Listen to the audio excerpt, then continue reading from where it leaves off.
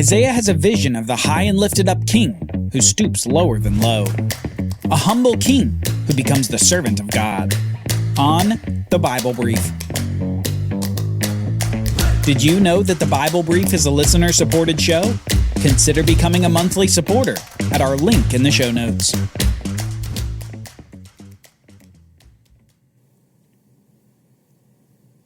Selections from the Gospel of John. From chapter 1. The Word became flesh and dwelt among us, and we have seen his glory. Glory as the only Son from the Father, full of grace and truth. And from chapter 12. Isaiah said these things because he saw his glory and spoke of him. Jesus was seen in the New Testament time period and also in the time period of Isaiah at around 700 BC. But the seeing of Jesus was different. The disciples saw Jesus in his human life on earth as he expressed his deity with amazing signs and miracles. The prophet Isaiah saw Jesus in a vision of a heavenly temple, with Jesus at the center on his heavenly throne. Isaiah saw a picture of the rule of Jesus over everything, before his incarnation as a human in the first century. Isaiah saw an exalted Jesus in heaven, before Jesus humbled himself in the form of a man. We may be familiar with Jesus in the New Testament, but what about Jesus as seen by Isaiah? Let's start reading in Isaiah chapter 6. In the year that King Uzziah died, I saw the Master sitting upon a throne, high and lifted up, and the train of his robe filled the temple. Above him stood the seraphim angels. Each had 6 wings. With 2 he covered his face, and with 2 he covered his feet, and with 2 he flew. And one seraphim called to another and said, Holy, holy, holy is Yahweh of hosts. The whole earth is full of his glory. And the foundations of the thresholds shook at the voice of him who called, and the house was filled with smoke. The prophet has a magnificent vision of God seated upon his throne in his robe, high and lifted up, in the middle of the heavenly temple surrounded by worshiping angels. It's a striking scene, but some of the details enhance the picture. The throne that Isaiah sees indicates that this figure he sees is a king, and the robe is likely indicative that this one on the throne is also a priest. A priest king is seated on a heavenly throne, being worshipped as God himself in this awe-inspiring scene. But then we get to see the prophet's first-person reaction to this scene. And I said, Woe is me, for I am lost. I am a man of unclean lips, and I dwell in the midst of a people of unclean lips. For my eyes have seen the King, the Lord of hosts. Then one of the seraphim flew to me, having in his hand a burning coal that he had taken with tongs from the altar. And he touched my mouth and said, Behold, this has touched your lips. Your guilt is taken away, and your sin atoned for. The prophet Isaiah immediately sees something as he looks upon the king over everything. He sees his sin. He sees that in the presence of utter holiness and righteousness, that he has no place. He's simply undone by the contrast between his own sin and this king's righteous glory.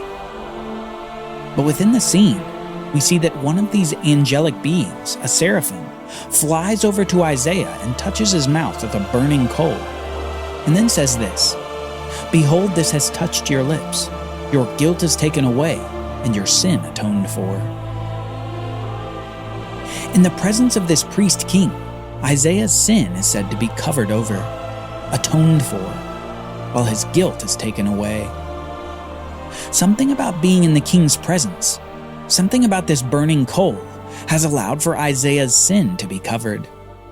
The priest king has offered something that Isaiah didn't have before. Isaiah has seen the Lord of glory, the priest king, high and lifted up on his throne.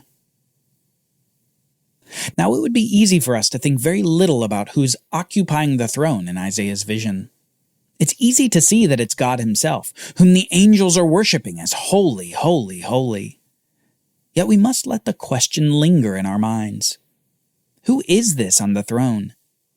He's God, but why is he wearing priestly attire? Why is God, whom the Bible knows as a spiritual being, why is he in a body, in a robe? Who is this on the throne? Well, perhaps our best clue is in Isaiah chapter 52 and 53. Chapters that introduce this priest king as something else too. The servant of God. Listen to this. As God, through Isaiah, introduces this servant in the same way that this priest king was introduced in Isaiah chapter 6, calling him high and lifted up. Behold, my servant shall act wisely.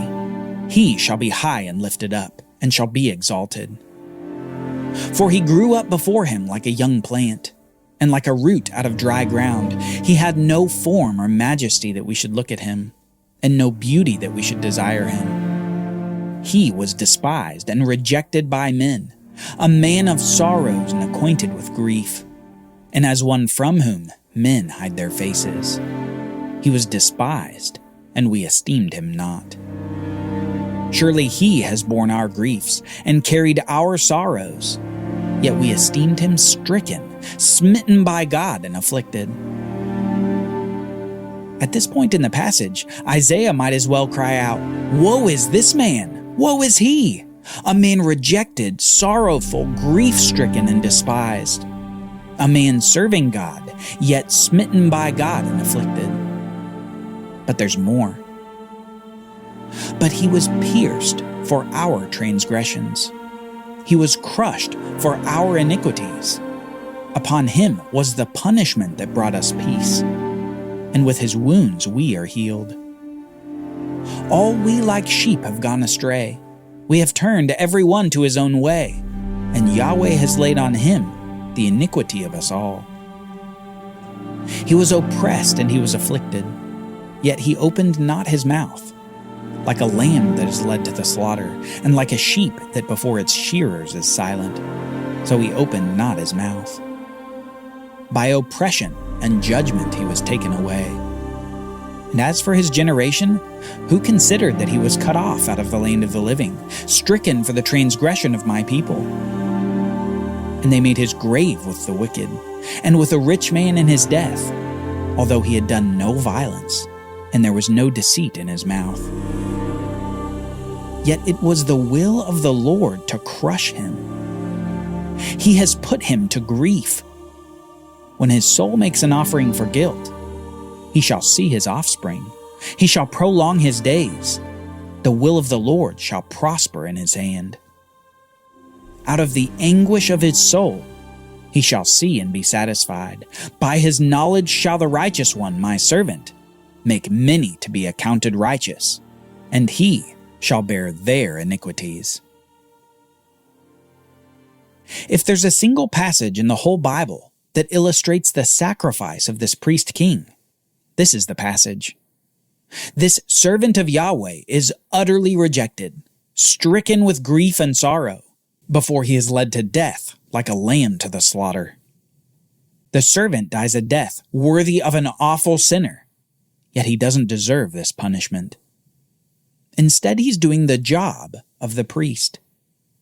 But instead of offering a bull or a ram like those priests in the Jerusalem temple, instead he's offering himself. Instead of the blood of animals temporarily covering over the sins of the people, he's offering his own blood to cover, to atone for the sins of the people forever. The priest is also the sacrifice. The king is killed like the worst criminal. This one, high and lifted up, has gone from his throne in heaven to a grave with the wicked. And more than that, this is all done at the pleasure of God. God crushes this priest. God smites this king. God lays iniquity upon this innocent man. The harshness of sin's penalty is placed upon the same one whom the angels worshipped as holy, holy, holy. Somehow this God-man has taken the penalty that we all deserve. And it pleased God, because God did it for a reason. God did it for Isaiah. God did it for me. And God did it for you. He crushed his servant as an offering for our guilt, as an atonement for our sin. He was punished for our healing. But after that, notice what happens. It says, when his soul makes an offering for guilt, he shall see his offspring. He shall prolong his days. The will of the Lord shall prosper in his hand. God doesn't abandon this sacrificial priest king to death. No, he makes the dead alive again. The risen one sees his offspring, those from Adam to eternity who are identified with him. He shall prolong his days as the king over heaven and earth, and the will of Yahweh will prosper in the hand of this righteous man. Isaiah 6 and Isaiah 53 form a pair that we can't miss. It's a message of utter contrast. The high and lifted goes to the grave of the dead. The one worshipped by angels is rejected by men. The one who rules over all subjects himself to the worst of punishments. But this contrast serves to illustrate something amazing. God provides a way for the healing of the sinner. He takes on the woes of the sinner so that the sinner can take on the righteousness of God. This sacrificial priest king that Isaiah saw was none other than Jesus himself, the king over everything, the priest after the order of Melchizedek, the servant of Yahweh to heal the people from their sin. The humble man that the disciples saw many years later was none other than this sacrificial priest king, come to earth to do the bidding of his Father. Isaiah saw his glory in the heavenly temple. The disciples saw his glory as he walked in the land of Canaan among his people. The beginning of the Bible is about God creating, providing for, and blessing the world before humans marred it with sin, rebellion, and death. The culmination of the Bible will be when that same God enters humanity to defeat the very death that we all deserve, to make atonement for our sins, to take the punishment for our rebellion. What an amazing God. What a humble King.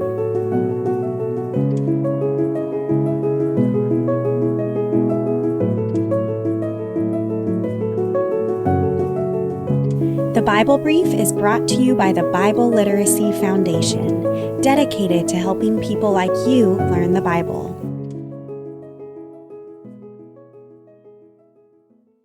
Copyright Bible Literacy Foundation 2023.